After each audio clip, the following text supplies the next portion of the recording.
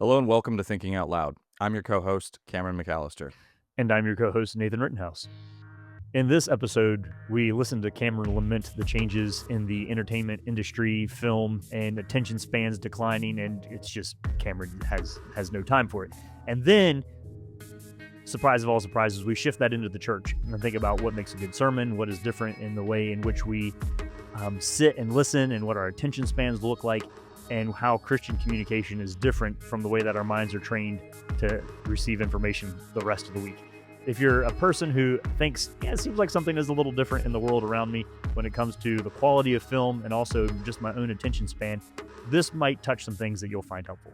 As always, if you appreciate what we do, you can like it, you can share it, you can subscribe to our content, and if you want to support the work we do, you can do so by visiting www.toltogether.com. Did you know that shows are now made, or written, I should say, with the assumption that you've got a phone in your hand? Shocker.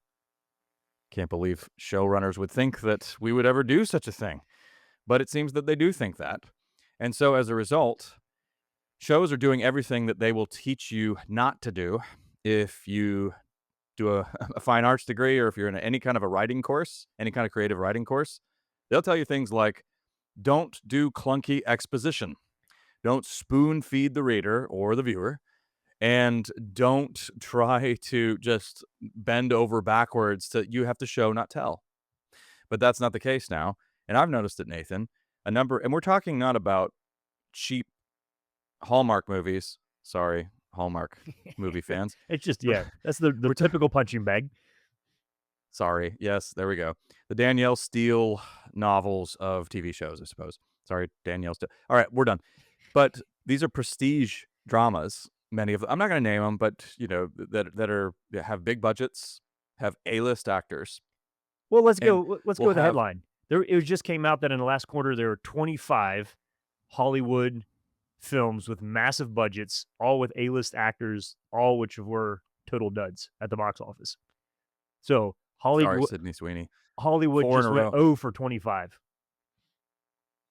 Yes, I mean, so there's a larger conversation about what's happening with movie viewing habits and theater going in the first place. But here, I'm just talking about films that are really have high budgets, well produced, amazing people behind the scenes and behind the lens, and you're getting absolutely terrible dialogue.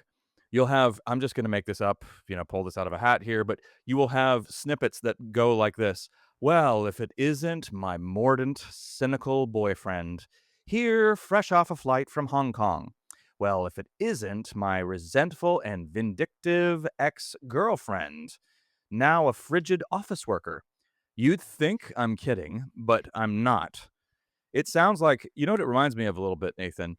In toward the end of the 90s and the early 2000s, the early aughts, when I moved to the States, there were a whole bunch of shows on the WB. Dawson's Creek was one of them, Seventh Heaven, and Kevin Williamson was one of the writers behind these shows.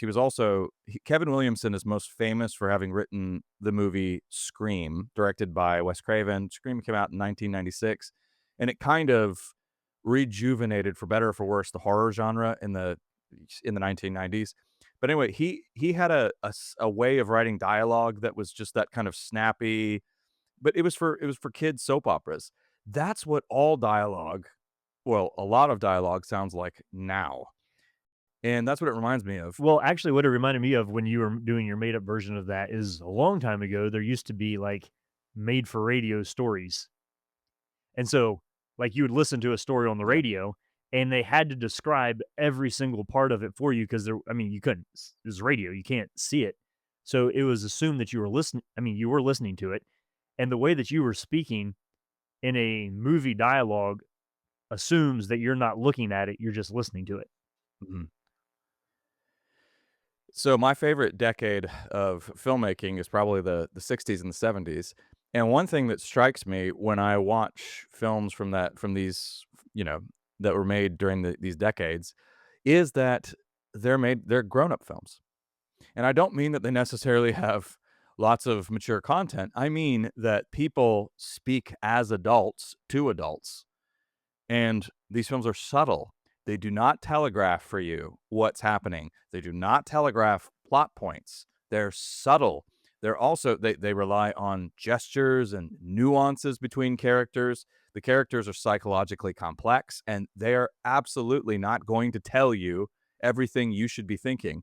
Also, music can be used and all of these, but it's not used to lead you to any conclusions. Nowadays, close-ups, the editing, all of it is meant to do all of your thinking for you, just to seduce you into drawing all of the conclusions that the filmmakers want you to draw. Whereas in the past, this wasn't the case. So You're more of an active participant. is this really just about attention spans? So when you're saying the 60s and 70s produced movies with an that were they assumed an attention span and an attention to detail and yeah, a direction of the focus of making the viewer watch and discern and decipher. Is it simply just that, or is there something else at play here? Well, I mean, also, it's worth pointing out that the '60s and '70s were when the envelope really got pushed as well, and you had films that were pushing the boundaries. So, they do also pave the way for where we are at today. You had films like Midnight Cowboy, which was at the time rated X, going after some some themes that had just never been dealt with on screen before. You had a film like Taxi Driver, to my mind, one of the finest films made, which was highly controversial because it was also very violent. So I don't wanna downplay that they weren't going in sensationalistic directions, but there was an assumption that that audiences could be thoughtful. It was assumed that, I mean, also, this is a world in which smartphones don't exist. So people, and this is also a world in which people routinely went to the theater, and a film wasn't instantly available digitally.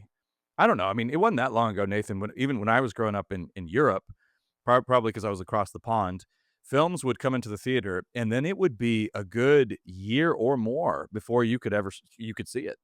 Mhm. It would just go into the kind of limbo of films before it arrived, and in the '60s and '70s, who knew what I mean, your only chance to see the film was in a theater. So all of that was assumed. You had to go physically to a place to see this movie. You had no smartphone in your hand. You were absorbed.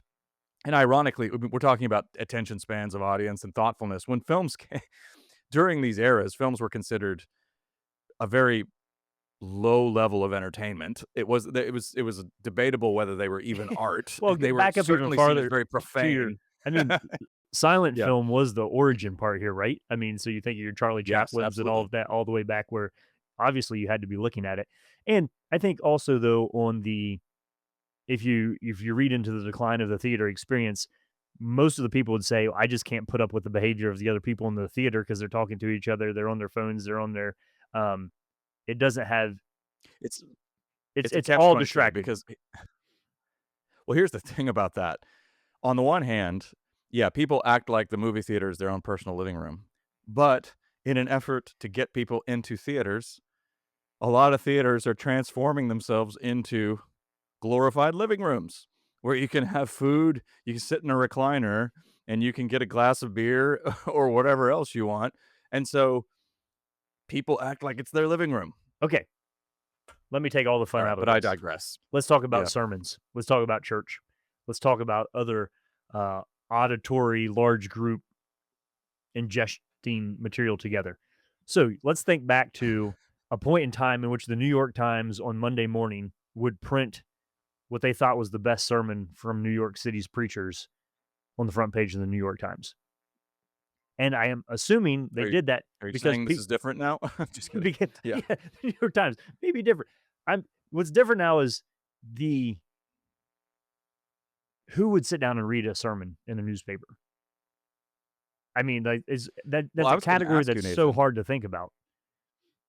can you, and this is a genuine question, can you think of the last sermon from a major public minister that was sort of widespread, that people gathered around or that people You were know, really the only ones you get are like inaugural, so things that are tangential to politics. So you know, the inauguration right. ceremonies of a president or something like that, and those are usually not seen to be theological heavyweight Christian disciple forming as much And as they're it is short they're too. short. It's political commentary and theater. I would argue a little bit there too. So other than Sure. that, but I mean, you can go back. I have actually right here on my desk, Martin Lloyd Jones studies on the Sermon on the Mount.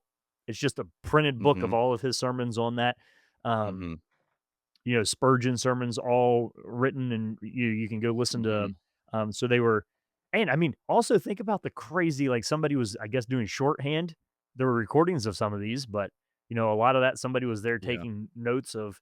Um, so anyway, All right. so Let me hone I in on guess what what you I'm were gonna. trying to do is track a progression just in the way that we can, because at some point I think, and let me throw the end goal here, and then you back up and work us there. Is that there are churches that I think are working toward making the sanctuary your living room in the sense Yeah. of the comfy seating, the food and drink you want, and watch the entertainment. And so, yeah. Anyway, we'll get there. Well, I was recently okay, I think this illustrates your point. I was recently at a gathering, and it was a sort of small gathering with a presenter. It was a scholar giving a talk. And in front of me was a person with an iPad in their hands, and never for 1 minute of this presentation was this person not actively swirling around with their finger, searching, finding any book that was referenced. This book was being looked up, and yes, I was seated behind this person, so yes, I was watching, and yes, I was judging. I'm sorry, but Ah, opening but was opening this different person 12 articles. years old? This person was in their 70s. Yeah, yes, that was a very Nathan question. Yes, so this person was older. So yeah, clicking hyperlinks to then different articles, then Wikipedia pages being accessed, on and on, the whole time the presenter is going. Obviously, this is just one small little window into what goes on in any presentation these days. And Well, I we've I all sat only in I only church. made that We've point all to seen say, this. because the Yeah. the tendency is to be like, well, kids these days, and I only poked at that Oh yeah. going by to say I this know. is not. I'm not. We're not talking about kids these days. We're talking about we're all in this together. Us. Yes, we're all in this together. So so the tendency here. So let me make a few observations. Is this the kind so this is one example of a dumbing down, and it really is, because you're assuming that the audience is not willing to think, you're assuming the audience is multitasking, you're assuming that you're getting a divided attention, and so catering to that, and I know certain there are I'm circumventing big questions about entertainment versus art and all of that, and we're in an era now. The other thing about the '60s and the '70s was you really could have films that were made not purely for commercial interest. You had Mm, because mhm. the system of financing was different at that time. Movies were not viewed purely in terms of their profitability. So you did have genuinely experimental and thoughtful films that were made to be basically just as a standalone piece of art rather than, "Hey, will this rake in box office returns?" Is that sort of thing still happening? It is, sure, but it's harder to do it, and you have to find you get I mean, there are always creative ways to get around systems and all of that, and people always independent filmmakers find different ways, but it gets there are certain areas where it's more difficult, and right now it's more difficult because people look at movies and they want to spell them out in terms of profit. Think about you mentioned all the flops that have come out recently. An interesting example to point to is Sydney Sweeney, who on the one hand is lauded as a very popular actress, and that she's very commercially viable, and yet 4 films in a row, all of which have performed disastrously, some historically disastrously, some of the worst performances ever at the box office. And one of those was sort of an art house flick where she plays a boxer. She gained some weight for the role, got kind of bulky. So in other words, she doesn't look as conventionally attractive as she normally does in her films, and it didn't do very well. So that's just to give a snippet of some of the changing dynamics right now in the Hollywood system, at least. Yeah.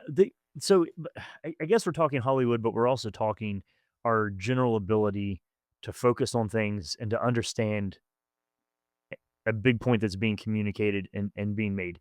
And there's the slippery slope of, I was even talking to like elementary teachers who are saying, you know, 10 years ago, and maybe a little longer than that, most of the teaching was done paper and pencil with a book, and you let them watch a video clip of something if you really wanted to get their attention.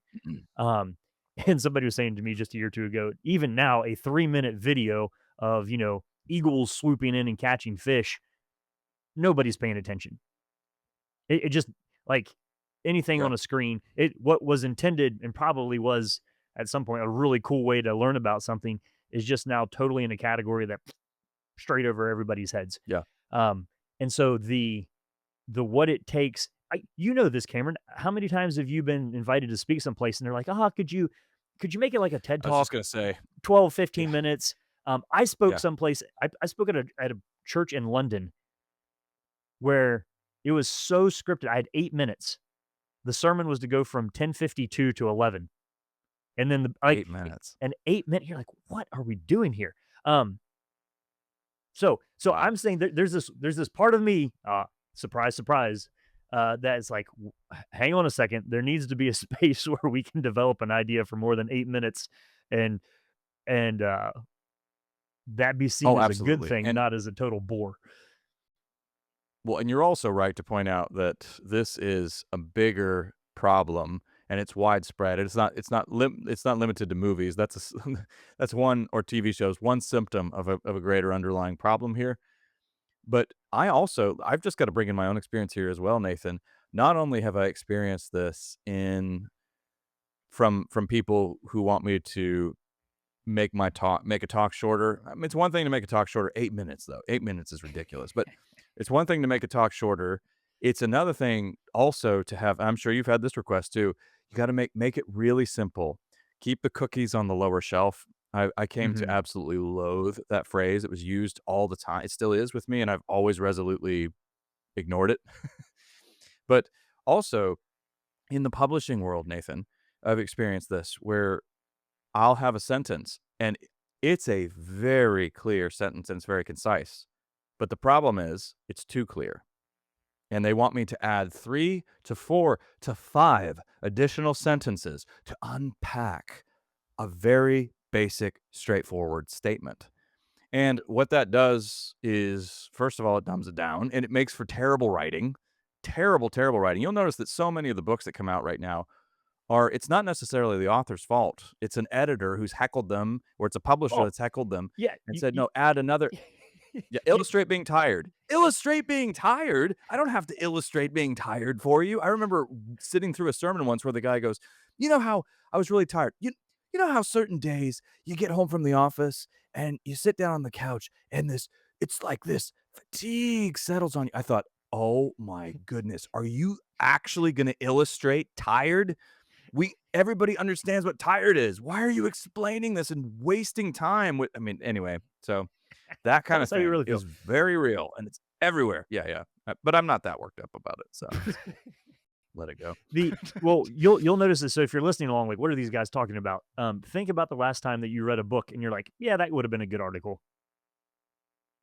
Right? Like, because Exactly. Well, and chances are it was an article, and then somebody said, "Ha ha, I smell a publishing deal here because this went viral in The Atlantic, so let's blow this up into 200 pages." well, I mean, the classic part of this was, I remember, elementary, middle school, you had to write the 1,000-word essay on something, and my dad is a good writer, and early on taught us the skill of fluffing a piece. So it needs to Oh, be a yeah? 1,000 words, and it was only, you wrote it out in 700. Let's throw some Mhm. let's throw some adjectives and some broader description in here, and we can puff this thing into, redundant phrases and repeated lines, and boom, extra 300 Yep, words right there. But if we're doing absolutely. that, why would we then be surprised when people aren't paying attention? Because at the point where the guy goes through a 2-minute monologue when describing what it means to be tired, even for somebody who's really focused, their impulse is going to be to check out, uh, Oh, or I or did. check I on was something done. else. Yeah. So I'm saying, Hello, cloud is cuckoo it land. catch 22 here, right? If you say an important line and only 50% of the people are listening, they're not going to be able to follow the rest of the content. If you spend 3 minutes on that same point so that everybody gets it, then the people who got it in the first sentence that you said,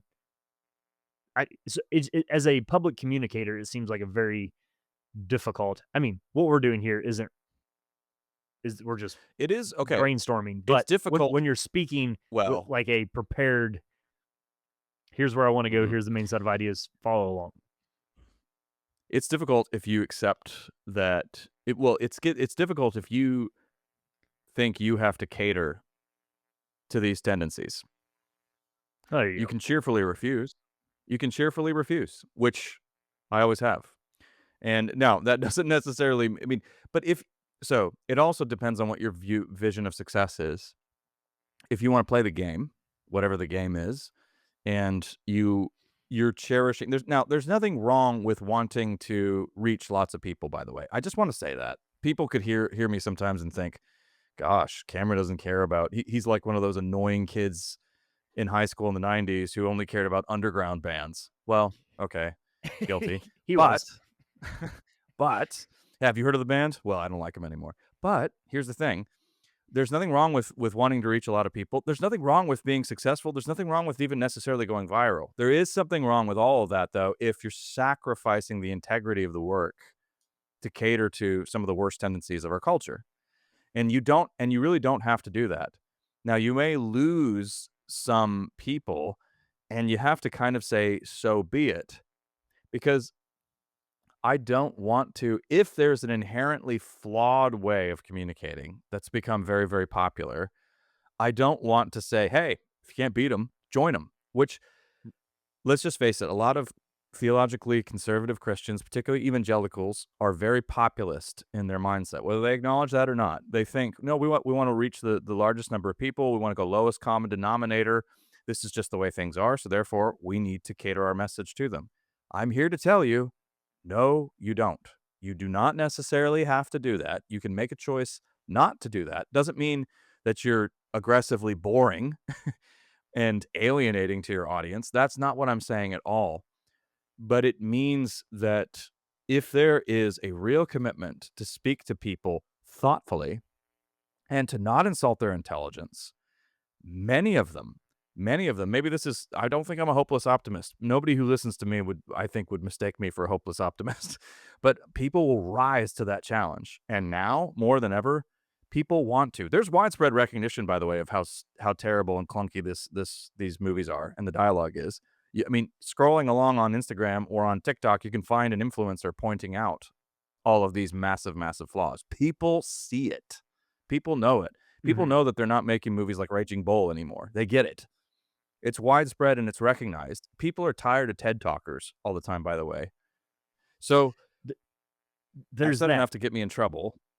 No, Yeah. I don't think so. I like as long as we're admitting we're wallowing in this, but let me add another variable in this as it comes to because obviously, as we're thinking about the underlying assumption here is we're saying the way in which we're training our attention spans for 167 hours a week is going to massively play into the way that we approach church on a Sunday morning. So Hmm. it's going to be hard to shift gears here. And so thinking about attention spans, your ability to how you um, think through content, like if you can't focus for longer than 3 minutes on a YouTube video, it's going to be hard for you to pray. Like let's just call some of those things out Yep. as they go along and say, Yep. what are the skills that we don't want to lose?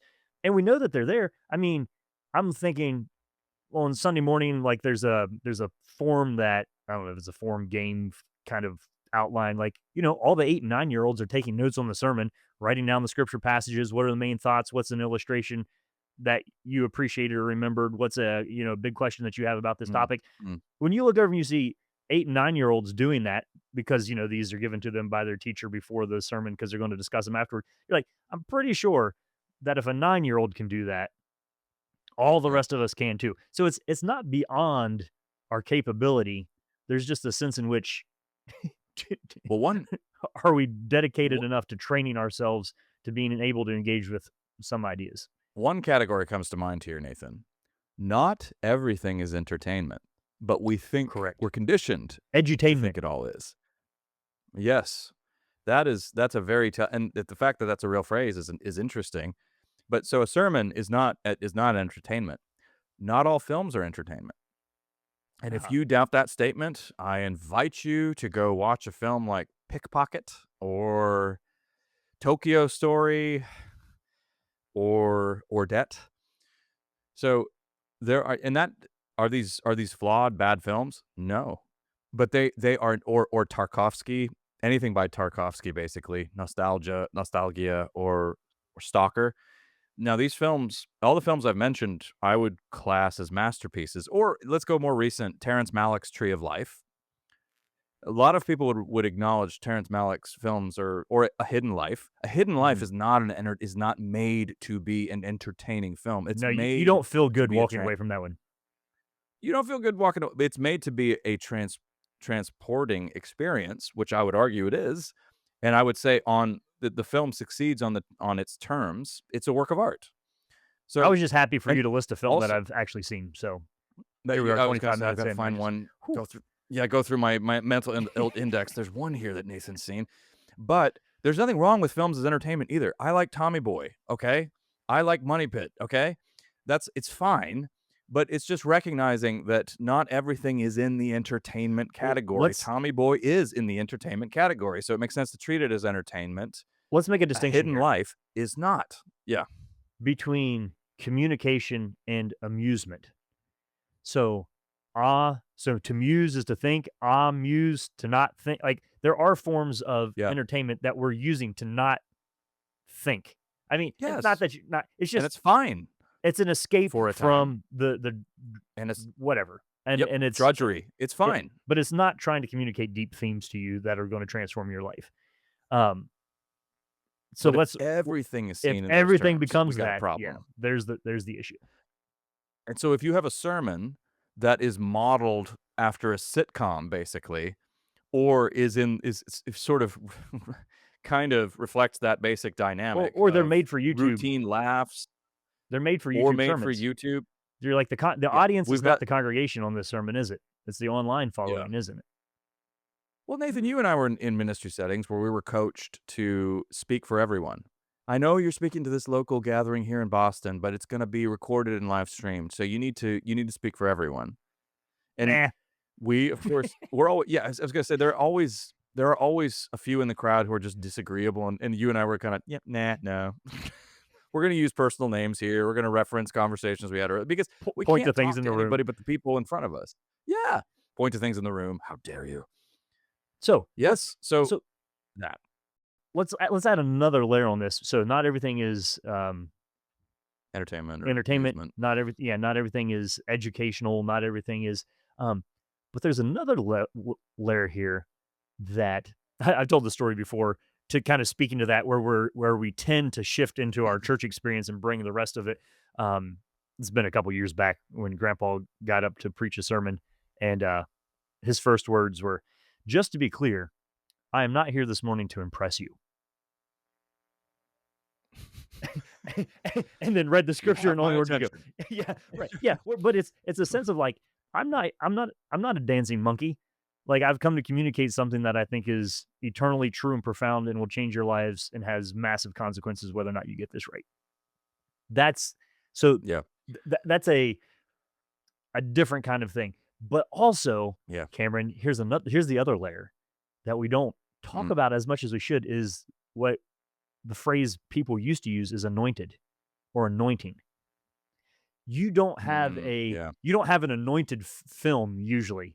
But there are sermons where you're like, there is something else going on in this communication that the hearts between the listener and the person speaking are resonating with the Spirit of God in a way that very simple statements are penetrating very deeply in life transformative ways um, into people. And so the church experience is different because it is a sacred space in which we're in step with and harmonizing with the spirit of the triune God over the spoken word, experiencing the love of the Father, um, Mhm. and responding to beauty in deep ways that there's a like when that kicks in and is working and is at play and we're attuned to it, that's an entirely different experience for the preacher and for the you've done it, I'm sure, where you can be like, "Thank you, Lord, for using me in that." And then other times you walk away and like, Mhm. I was trying way too hard out of my own power and it was dry and dusty. And maybe it was true and maybe people giggled, but it did not the Yeah. punch didn't land. It didn't sink in. Mhm. The marinade didn't get down into the fibers of the meal there. Um, and God so, didn't send fire down on the altar. yeah, well, yeah. I don't know. Let's make sure that we're expecting that as a category of like something that distinguishes our Mhm. theater experience from our Sunday morning breaking open the Word together. It's an important point, and it's because you know what it does, Nathan, though? You're describing an anointed message where the Holy Spirit is made manifest in that moment between whoever happens to be the messenger and the congregation. You know what is one very salient factor to point to here is that this is in the hands of God. It's Hmm. not engineered, it's not manipulated. And if you point to entertainment, you have so many powers of manipulation at your disposal.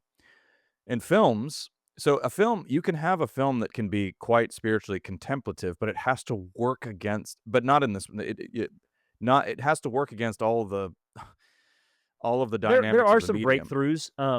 The Passion of the Christ was a pretty heavy in theater experience. I remember going as youth group. Like there was Yeah, some there weight was some to that. A lot of gravity. people crying. Yes. It came Oh, through yes. differently. I remember people Yeah, I remember people bringing in popcorn and Cokes and then being devastated because I saw it in the theater as well. But That's an we're exception. talking about, but again, what kind of, Nathan, but I mean, what you're talking about in a Sunday sermon is it's not, it's a difference in kind, not degree, Hmm. because for all of its power, Mel Gibson's film is still uses the machinery of cinema in very, very, very strong ways. Hmm. It's certainly one of the most violent films ever made, and it has some of the most striking imagery. But when we're talking about what you just mentioned, this is a work of the Lord, and we can't engineer it, we can't plan it, we can't. This is why we always laugh at, hey, we've got a revival next Friday, 5:30 at this. Show up and and just see it happen. But I think so much of what we're describing, the dynamic is it's in our hands. We control it. We will make this Hmm. happen. We will use amusement to gain from our audience the emotional response that we want, or whatever. We're going to use rhetoric to get what we want. And when somebody is genuinely being a minister of the word, they will not be trying to coax. They will not be trying to manipulate. They will not be trying to cook up fake passion. They will Hmm. not be trying to engage in any of these tricks. That doesn't mean that they won't tell a joke occasionally. It doesn't mean that there won't be some levity, but it means that they're not trying to do God's job for him. And Yeah. If that's you're a trying to very generate important point conviction, to make. you're out of bounds. Oh boy. And if you're a speaker, you've I mean, we've been there. We've done that. It's not a good feeling. But when you've let go, I, th- I it's have an you. incredible experience. So I get to preach more than you do, and there No, for sure you do. are Yes. are certainly times in which you are 40 minutes into a sermon and everybody is sitting with their eyes glued forward, leaning forward in the pew. That is a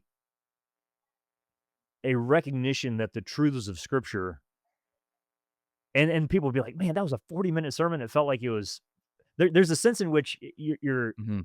time slips when you really actually engage with I Mhm. mean, maybe the weird analogy is like when you're dating and you go for a walk, with your to be fiance, and you're like, "Wow, we walked and talked for an hour, and it felt like 4 minutes." There is a way in which we begin to engage with deep truths that the timing element of it really isn't a factor.